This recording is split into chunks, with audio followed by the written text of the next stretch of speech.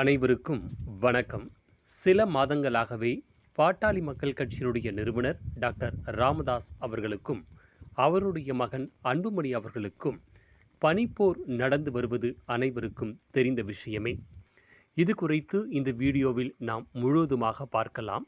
என்ன செய்யலாம் பாமகவின் அடுத்த கட்ட நடவடிக்கையாக?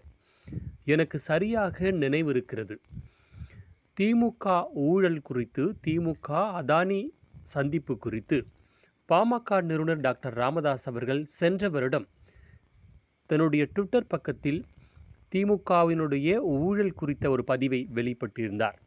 இது குறித்து பத்திரிகையாளர்கள் தமிழக முதலமைச்சர் மு.க.ஸ்டாலினிடம் டாக்டர் ராமதாஸ் அவர்கள் இது குறித்து கேள்வி எழுப்பியிருக்கிறார், அது குறித்து உங்கள் கருத்து என்ன என்று பத்திரிகையாளர்கள் கேட்ட கேள்விக்கு தமிழக முதலமைச்சர் மு.க.ஸ்டாலின் அவர்கள் அவருக்கு வேறு வேலை இல்லை என்று பதிலளித்தார். இதற்கு எதிர்வினையாற்றிய பாட்டாளி மக்கள் கட்சியுடைய தலைவர் டாக்டர் அன்புமணி அவர்கள், இந்தியாவின் மிக மூத்த தலைவர், நரேந்திர மோடியை புகழ்கின்ற ஒரு தன்னிகரற்ற தலைவர் டாக்டர் ராமதாஸ் அவர்கள், அவருக்கு வேறு வேலை என்று இல்லை என்று தமிழக முதலமைச்சர் சொல்லலாமா என்று தமிழகத்தின் பல்வேறு பகுதிகளில் போராட்டத்தை நடத்தினார் டாக்டர் அன்புமணி அவர்கள். ஆனால் இன்று அதே அன்புமணி தன்னுடைய தந்தையை இழிவாக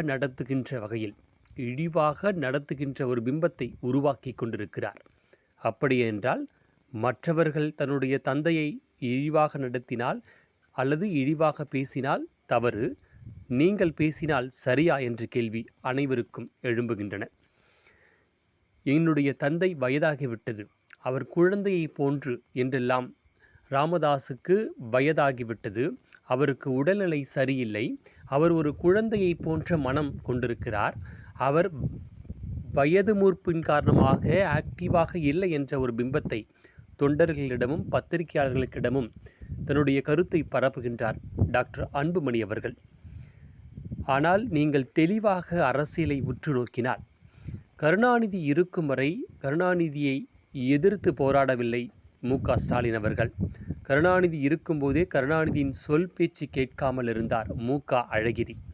ஆனால் மு.க.அழகிரியினுடைய அரசியல் செயல்பாடு இன்று உங்கள் அனைவருக்கும் தெரியும். ஆனால் மு.க.ஸ்டாலின் பொறுமையாக இருந்தார். செயல் தலைவராக இருந்து கருணாநிதியினுடைய மரணத்துக்கு பிறகு தலைவராக பொறுப்பேற்று கொண்டு இன்று தமிழக முதலமைச்சராக வெற்றி கண்டிருக்கிறார். தந்தையின் சொல் தெளிவாக பின்பற்றினார் மு.க.ஸ்டாலின் அவர்கள். ஆனால் ராமதாஸுக்கோ வேறு பிள்ளை கிடையாது, ஒரே ஒரு ஆண்மகன்தான்.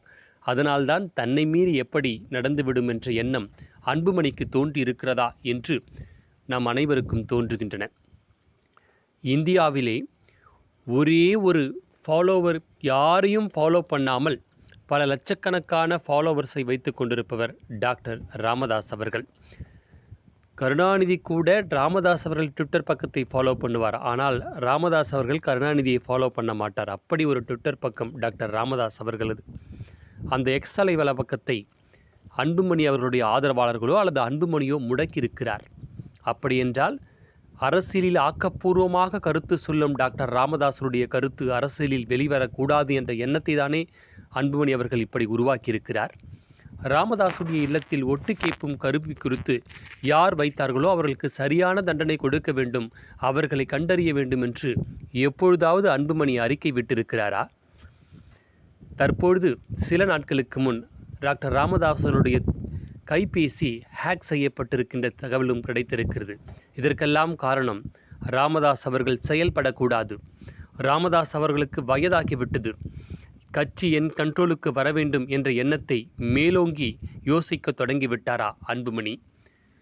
சில நாட்களுக்கு முன் சேலத்தில் நடைபெற்ற கூட்டத்தில் ஜி.கே. மணி அவர்களும் சட்டமன்ற உறுப்பினர் அருள் அவர்களும் வரவில்லை என்று அதை நகைச்சுவையாகவும் இழிவாகவும் சொன்னார் அன்புமணி. அனைவரும் கைத்தட்டினார்கள். வித்தியாசமாக இருக்கிறது.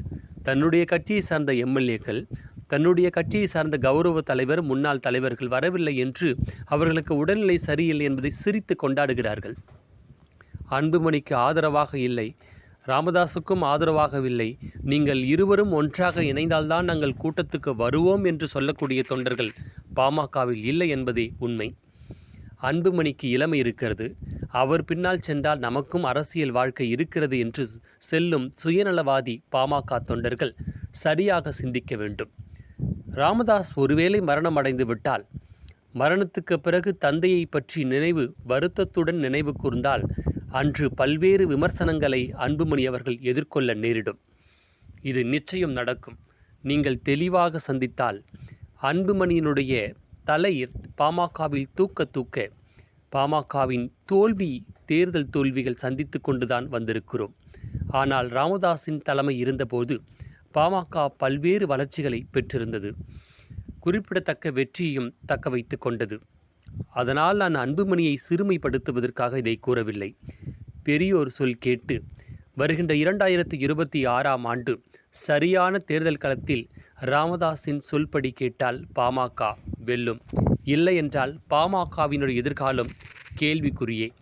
தங்களிடம் இருக்கும் 6% 5% வாக்கு வங்கியில் பிளவு ஏற்பட்டால் இருவருக்கும் மதிப்பில்லை. ராமதாஸுக்கு எதிர்காலமில்லை என்று யோசிக்கலாம், ஆனால் அன்புமணிக்கு இருக்கிறது. அதை அன்புமணிதான் சிந்திக்க வேண்டும். அன்புமணியின்